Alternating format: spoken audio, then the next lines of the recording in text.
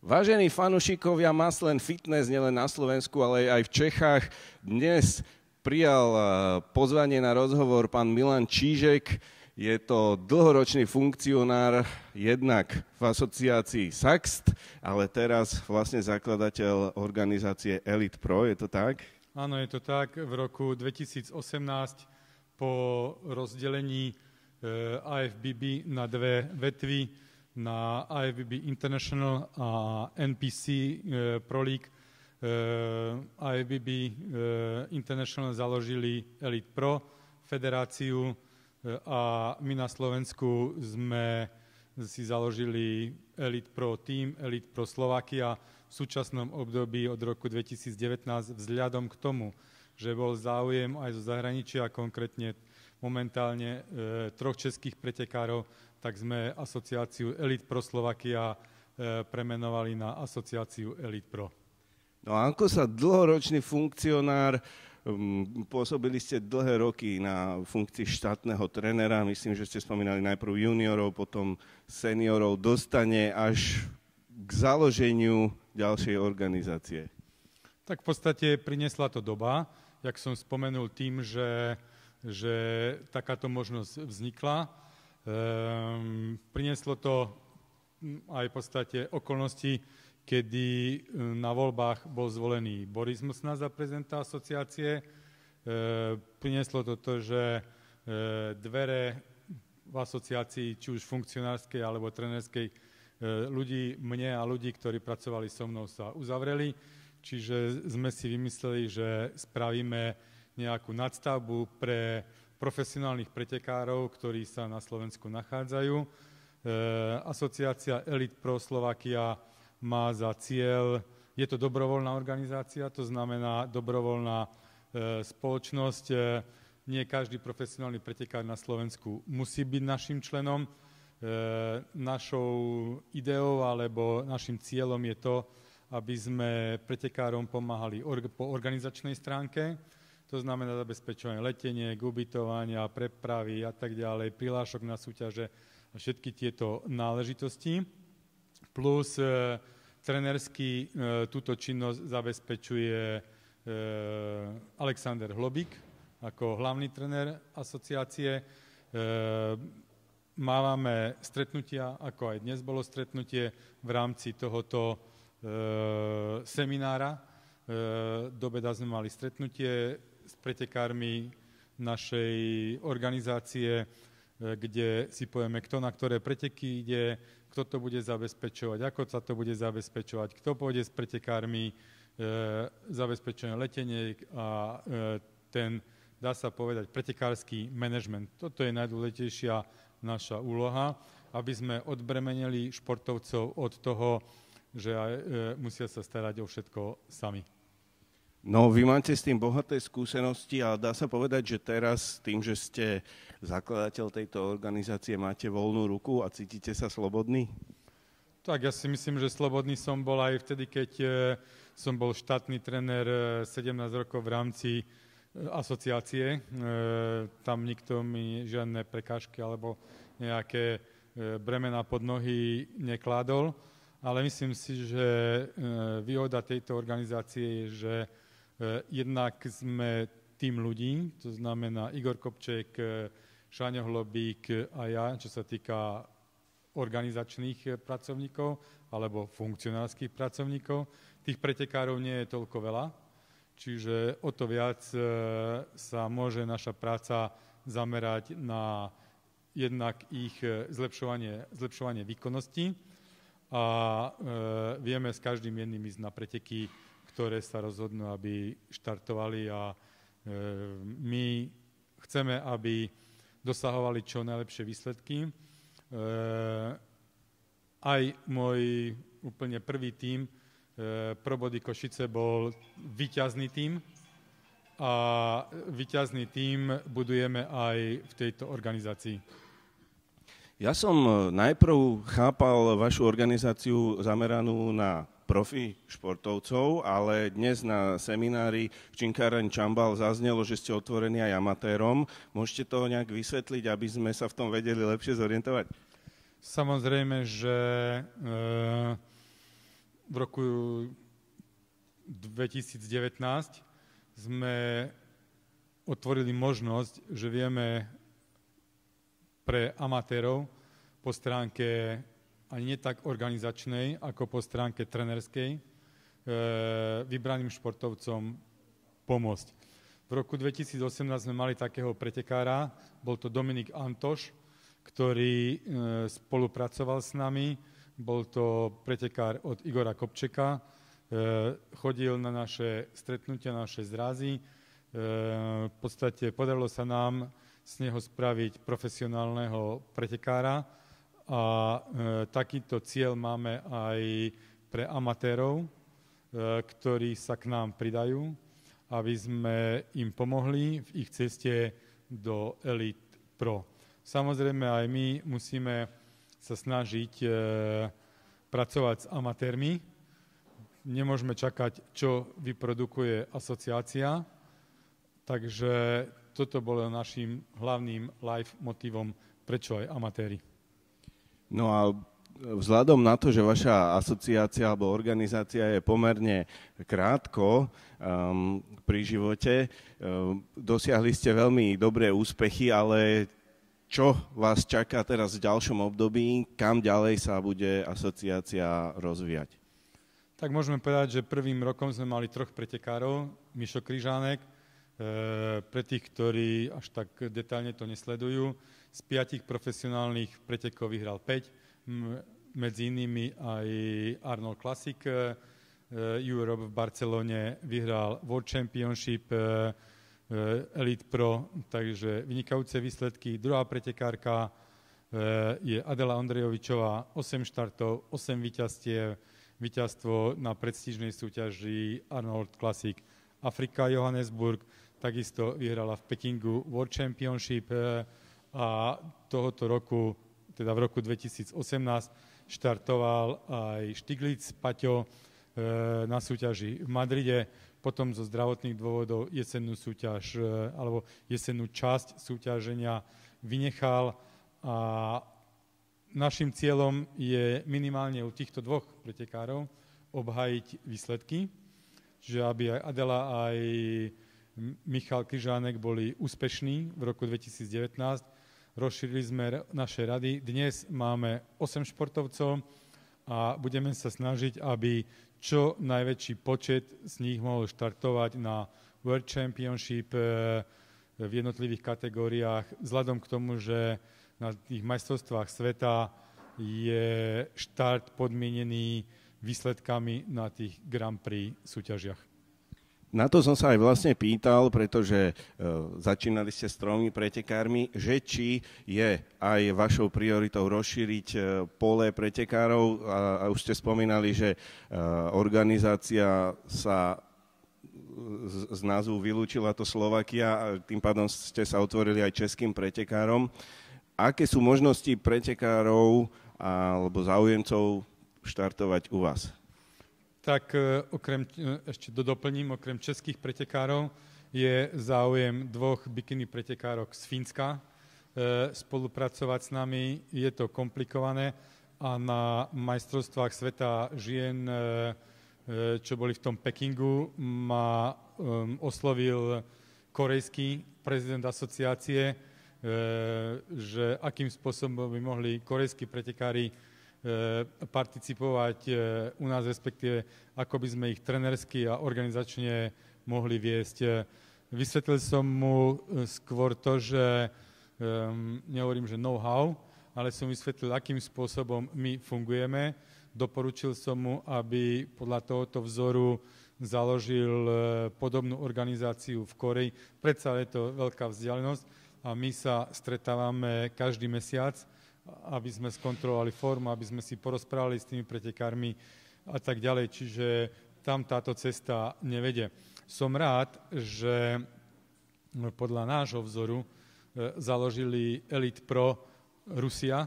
V podstate Rusi spravili to isté, že ľudia, ktorí dlhodobo boli aj v Ruskej federácii, založili podobnú organizáciu, podobnú spoločnosť a zastrešujú činnosť ruských profesionálnych pretekárov. S tými amatérmi je to tak, že, ak som spomenul, dôležité je, aby sme si vybudovali do budúcna nástupcov, aj keď skoro všetci títo sú mladí, noví pretekári, okrem snáď Mišky Koutovej, ktorá toho má najviac za sebou. Verím, že Mišo ešte dlho rokov bude súťažiť, takisto Adela Ondrejovičová. Paťo Štiglic je v podstate nevypretekaný závodník. Eliška Domková, čo sa týka pretekárskeho hľadiska, je takisto mladá, nová pretekárka. Keď bude súťažiť 15 rokov, potom môžeme povedať, že môže ísť do penzie. Spomínali ste, že Michal Kryžánek sa zjavil z čista jasná. Máte ešte nejaké esa v rukave? Tak máme jedného mladého chlapca, z ktorého raz niekoho alebo dúfam, že z neho niečo vychováme, niekoho vychováme a že bude podobný zjave ako Mišo. Samozrejme, že je v dorasteneckom veku, ale je to talent, s ktorým počítam ja osobne, aby sa dostal na špicu.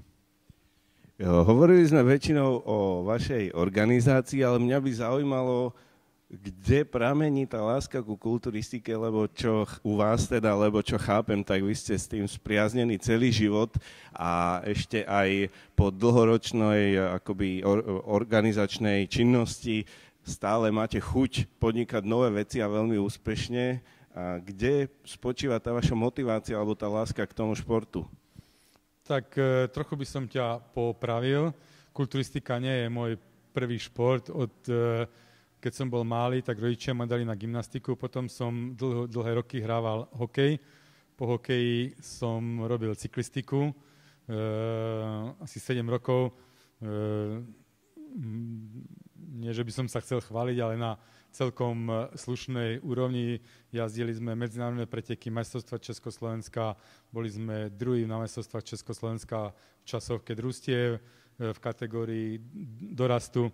Takže tie výsledky som mal aj dobré, aj tak, ale prišlo obdobie, keď som začal chodiť na vysokú školu a cyklistika, hoci je individuálny šport, tak musí sa robiť v kolektíve, všetci jazdia spolu na tréningoch a tak ďalej, dvojfázové tréningy.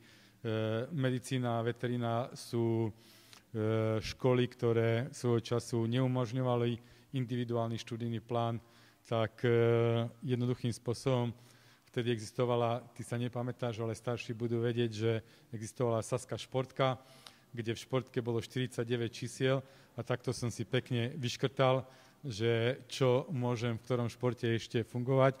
Výhodu som mal tu snáď, že na univerzite veterinárskeho lekárstva, v tom čase Vysoká škola veterinárska, bol kulturistický oddiel, celkom s dobrými výsledkami a na katedre parazitológie bol doktor Alexander Bačinský, ktorý bol v tom čase štátny trenér Československa, čiže tam som videl takú možnosť, také vzory a mal som možnosť aj sa priučiť, akú prácu trenérskú títo ľudia sú schopní vykonávať a jeden čas, keď som mu súťažil, tak trenéri a funkcionári z bývalého VSS Košice prišli za mnou, že či by som si nevzal nejakých mladých chlapcov, tak v tom čase som si zobral Alexandra Sasiho, Míra Revaja, Reného Guševa, Miku Bernátovú, ich som trénoval.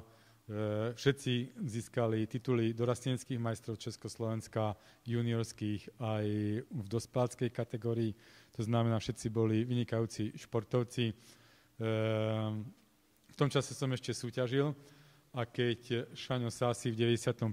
roku sa stal prvýkrát juniorský majster sveta, tak som povedal, hopa, ty máš lepšie výsledky, jak ja som skončil. Ale vtedy sa venujem len trénerskej praxi. Keď ste začali menovať týchto ľudí, bál som sa, že tu budeme do večera, pretože vaša trénerská prax je skutočne veľmi bohatá. Na ktoré momenty si tak najlepšie spomínate, lebo ja viem, že tá trénerská práca, obzvlášť s pretekármi, nemusí byť vždy rúžová, tak by ma zaujímali tie najlepšie momenty a či ste niekedy nerozmýšľali, že už sa na to vykašlete? Tak boli aj také momenty, áno, že už som bol unavený z toho všetkého, ale ťažko vyzdvihnúť jedného pretekára, jeden moment, ktorý by bol nejaký wow. Zoberiem to len tak, že v našom kulturistickom oddieli, ktorý ja vediem, sme získali 27 titulov majstra sveta. Čiže to boli len pretekári, ktorí štartovali za oddiel, kde som ja bol trénerom. Veterinári Bodybuilding Klub Košice, bývalé Pro Body Košice, takže začalo Pro Body Košice, Veterinári Bodybuilding Klub Košice a tento názov je doteraz. Niektorí získali 2-krát titul majstra sveta, niektorí 6-krát, jak Igor Kočiš, niekto 3-krát, jak Kaťa Verbovská. Natália Lenartová v podstate prišla k nám ako 19-ročná, pred 2 rokmi skončila kariéru, v súčasnom období je trenérka u nás vo fitness centre, takže ťažko povedať jeden moment. A to boli pretekári, ktorí boli len u nás v oddieli. Plus nejakých 17 rokov som robil reprezentačného trénera. Čiže to boli ďalší športovci, jak je Majo Čambal, jak je Rastio Solár, jak je Andrej Mozolaník, s ktorými som prichádzal do styku ako štátny tréner a ktorí takisto mi urobili rovnakú radosť ako pretekári z môjho oddielu. Za celé to obdobie sme prežili veľa aj srandovných vecí. Vždycky som apeloval na to, že po majstrovstvách sveta ostaneme 1, 2, 3 dní podľa vzdialenosti niekde a spravili sme výlet.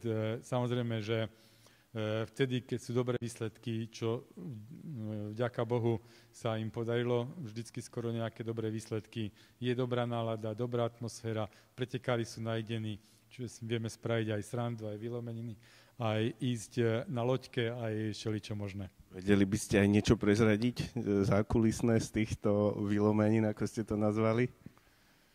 Tak, príklad poviem, v Ekvádore sme sa chceli, sme si požičali auto a išli sme z Guayaquil do Quida, hlavného mesta, ale chceli sme sa najesť a 100 kilometrov nikde žiadne jedlo, potom zrazu 3 krásne reštaurácie v nejakom kopci zastali sme a všade v podstate, vo všetkých troch, prešli sme všetkých 3 a v každej jednej mali jedno a to isté jedlo, kde bol taký polopotkan napichnutý na ražni, tak nás prešla chuť a povedali sme, že už do Kida nejdeme, tak ideme naspäť a sme sa zastavili v Mekáči. Ďalších 100 kilometrov sme išli späť, aby sme sa konečne najedli. Takže sú aj také veci. Raz sme si požičali loďku, išli sme po mori loďkou, ktorú som šoferoval. Taká jedna zaujímavá príhoda bola tiež po majstrovstvách sveta, už neviem, kde to bolo, v Brazílii alebo kde, tak sme vošli do zmrzlinárni po súťaži. Videl som, že 2 také ženy tam predávajú tú zmrzlinu, tak som prešiel za pult, zobral som tu ich čiapku a tak ďalej. Som povedal, že nech si tam sadnú a ja som chlapcov obslúžil, každému som dal toľko zmrzliny, koľko chcel. Najviac jedol Rastio Solár, samozrejme. Vyplatili sme, oni pozerali celý čas, čo sa deje. Takže tých príhod bolo strašne veľa. Zažili ste toho v kulturistike naozaj veľa. Ja vám veľmi pekne ďakujem za rozhovor. Ak by ste ešte mohli povedať nejaké kontaktné údaje, ak nejakí pretekári, sponzori, partneri majú záujem spolupracovať s vašou organizáciou, kde sa majú obrátiť? Tak v podstate sú 2 možnosti. Máme na Facebooku Asociácia Elite Pro kontaktné údaje a máme webovú stránku našej organizácie, kde sú kontakty jak na mňa, na trénera Alexandra Holobíka, na Igora Kopčeka, čiže aj pretekári, ktorí z amatérskej vetvy majú záujem, tak môžu sa na nás obrátiť. Dokonca plánujeme tam urobiť sekciu, lebo máme pro tým, bude tam sekcia amatér tým, kde tí pretekári budú prezentovaní, samozrejme sú prezentovaní asociáciou fitness, kulturistiky a silového trojboja, ale budú aj u nás. Jedným takým vynikajúcim zjavom pre nás je, že Alexander Hlobík si zobral pod patronát Michaelu Pavleovú, veľmi talentovanú pretekárku v kategórii fitness, takže verím, že aj ona bude napredovať. Samozrejme, bude mať vynikajúce výsledky v amatérskej oblasti a raz príde čas, kedy bude môcť prestúpiť aj k nám. Ja vám veľmi pekne ďakujem za rozhovor, páni a dámy, to bol pán doktor Milan Čížek, momentálne zakladateľ a prezident. Prezident ste? My to tak nemáme, prezident a tak ďalej, ale my v podstate ešte môžeme aj to, že na tých zrázoch, respektíve na tých sústredeniach, či už v Bratislave alebo v Košiciach, aj na každého jedného pretekára sa pozrie Šaňo, pozriem sa ja, pozrie sa Igor, každý z nás má nejaké oko, sadneme si, povieme si, aký by mal byť progres. Príklad poviem, v Križankovom prípade, áno, pracovali sme pomerne viackrát aj v Košiciach. Igor sa zaoberal záležitosťami hlavne pozovania a nácviku voľnej zostavy a tieto záležitosti, Igor je v tomto celkom fajn, má dobré oko. Šaňo je zodpovedný za tú tréningovú morálku, by som povedala. Samotné tréningy, suplementácia je čiastočne na mojich pleciach. Takže my si prácu delíme, my sme všetci traja viacej menej zakladatelia tejto organizácie, čiže ja nie som prezident, my sme členovia. OK, takže som vás bral ako za zakladateľa, ale teda jeden z členov organizácie Elite Pro. Ešte raz vám ďakujem za rozhovor a želám, nech sa vašej organizácii darí minimálne tak, ako prvý rok svojej pôsobnosti. Ďakujem veľmi pekne.